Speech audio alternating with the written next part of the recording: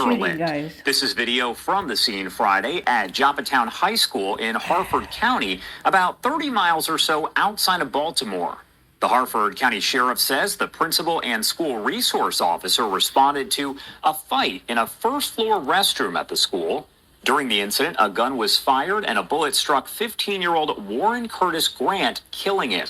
Investigators say the 16-year-old shooter ran from the scene but was taken into custody and is going to be charged. I do want to talk more about this situation here, so let's bring in Harford County Sheriff Jeff Gaylor joining us live. Thank you so much for taking the time to be here with us today. Sure, appreciate the invitation to come on. All right, well, first off, I do have to ask you, what went through your mind as you hear just a day after the shooting that happened, or 2 days after the shooting in Georgia, you now have a shooting inside of a school in your area? What went through your mind? Well, I think this is something that every police chief and sheriff across the country fears. We were in our fourth day of school here in Harford County for the school year, and it came out as an active shooter incident, which, this is horrific enough, and this was a one-on-one, sadly, a homicide inside a school setting. But it goes through your mind about, are we going to respond appropriately? Can we neutralize the threat if it's an active shooter? How many lives might be lost? It's a panic in your brain, but I got to say, I couldn't be more pleased with the way our deputies, assisted by all of our municipal and state and federal partners, responded. We had in 15 minutes more than 100 police officers on the scene. The school, can't speak enough about the principal there, the nurses. Our SRO was actually in the school, did not hear the shot, but responded to the commotion. And our community, how well, it's a panic, and how well all that process went. Our community put their trust in us at the sheriff's office and the school system to work with all of our partners on the reunification process. So quite a monumentous, limited to one student suspect and one sadly one victim who has lost his life. But I'm thankful that it wasn't worse. Do we know at this point, do you know as the investigation continues, if the student and the accused shooter actually knew each other? Did they have any sort of contact prior to this? Yeah, we are aware that we're familiar with one another. They attend the same high school. The suspect had not attended yet this year. This was his first day of coming to school for the school year. And sadly, we believe this horrific incident took place over, a girl, at the center of it, between that these two guys had feelings for. And it's sad to sit here and discuss a gun in a school, a 15-year-old who has lost his life, and a 16-year-old who, for all intents and purposes, has lost his life too, because he has now been charged with 5 counts, including first and second-degree murder, using a handgun in the commission of a felony. He's lost his life as well, over a teenage love interest, if you will. As far as previous interactions with this 16-year-old suspect, was your office familiar with him? We were, and investigators are still working. As with any investigation, the investigation goes on long after the arrest. But we are familiar with more than 10 occurrences that we have dealt with this individual, either as a victim, a witness, or a suspect to incidents involving the sheriff's office. And there are other police departments here in the county. That's just sheriff's office calls for service since 2022. So in 2 years, we've had over 10 encounters with this same individual. God. In some cases, I don't have a number, but in some cases, a suspect of committing crime, and sadly, on a path to destruction. And now he has committed the ultimate crime. It's going to cost him, what's crazy? A gun his childhood, if you will. A courthouse. That is true. We played yesterday as you held a news conference, and during that news conference, you mentioned that the law requires juveniles in custody to essentially be allowed to consult with an attorney before being questioned by law enforcement, and you were very vocal about your opposition to that. How can a law like this overall hinder your investigation when you are trying to investigate something of this nature? Sure. In the 2022 legislative session, during the 90-day session that takes place here in Maryland, our legislators, our crime-friendly legislature, and we have some very good legislators from my county who oppose this nonsense, but they put in a series of police reform and bills targeting You guys, we covered. Where'd it go? Helping youthful offenders, children, this and case, you guys. they even renamed it from juvenile. We covered the case of this. Okay, this was Crystal Catalina. I can't pronounce her last name, but she killed her baby. We covered this a few months back. It looks like mom leaves. She went to go party in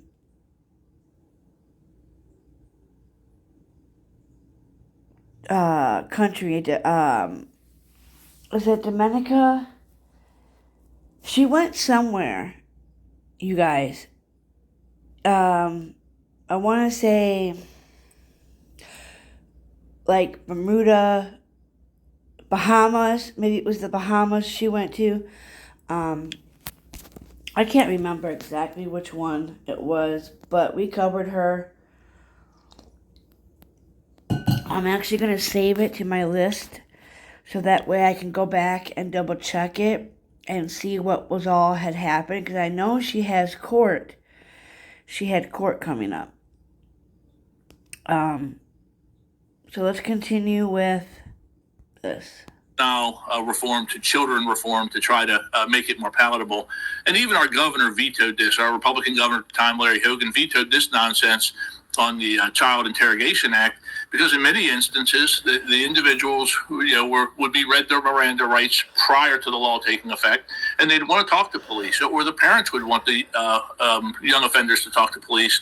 It now requires the involvement of an attorney, and no attorney's going to say talk to the police. We know that, and that's what we have seen as a result.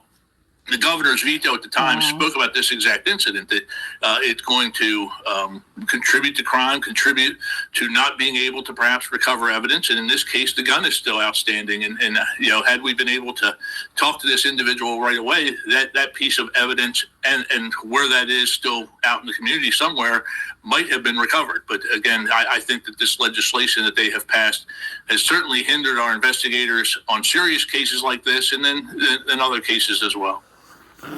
Will security at the schools there in the county be beefed up as a result of this situation here? I know it's described, of course, as an isolated incident, but do you expect to increase security at the other schools there? We're certainly monitoring. There have been some social media, the good with social media comes a whole lot of bad, and there have been some things posted. So we do have an SRO in this county, and every high school and middle school, and then the elementary schools have coverage as well. So we do have I would say, a very good school resource officer program. As I said, there was an SRO in the school at the time of this shooting. We will enhance our presence, particularly at this school next week and at some other schools in the county, just to reassure the community here that we are doing everything we can to keep our children in what should be, one of the most safe environments, to keep our children safe while they're in schools. But again, both of my girls went to the public school system here in the county. This is what every parent fears. And you asked at the beginning of the interview, when I was in Parkland, different shootings happened back in the day, Sandy Hook. These are on our minds constantly, absent turning our schools into prisons. What can we do to keep them safe? And I certainly don't want my children to go to a jail. We run the jail here in the county. We know how to keep things out and keep the people in, but it's not the environment we want our children learning in. And what advice do you have for parents? Because especially considering what did happen in Georgia, not to keep bringing it up, but that was Wednesday, and then 2 days later you have this situation. What advice do you have for parents? What do you say to them when they do express their concern about sending kids to school? Yeah. Well, I have to say, again, in our community, I think our citizens understand and respect, but they know that we're not safe anywhere. And again, if we lock down our schools, like the jail, like the prisons, that's not going to stop this offender from doing this crime somewhere out in the community. We need to focus on the issues as a society. We need to focus on the issues of why a 16-year-old has possession of a firearm. Those other involvements with law enforcement, should he be on the street, had something else given us the ability to maybe intervene with the criminal justice system, even though our legislature doesn't want that. Maybe the criminal justice system could have put this 16-year-old on a different path that never ended up with him shooting somebody. These are the societal type of issues that we need to deal with if indeed we are truly concerned about keeping children safe no matter where they are. My last question for you. Not everyone, of course, is familiar with Harford County there in Maryland. Can you break down that area? I know it's outside of Baltimore, but kind of describe it to me. Certainly, we're a bedroom community of Baltimore, about 30 minutes north, and we are very, I guess, blessed. We have a overall very safe community. Sadly, we've been in the national news a little bit recently. The tragic case of the mom, the 37-year-old mom on the hiking trail, Rachel Morin, at the hands of someone who shouldn't have been in the country to start with, was here in our community. But on average, our crime rate is very, very low. We have very few cases, but when we do, it seems like they are, on a national scale, tragic as this one is. And as we talked about already during the interview, everyone fears any kind of shooting in a school, an active shooter or this sort of event. So no community is immune from these sort of things, I guess is the point I hope to make.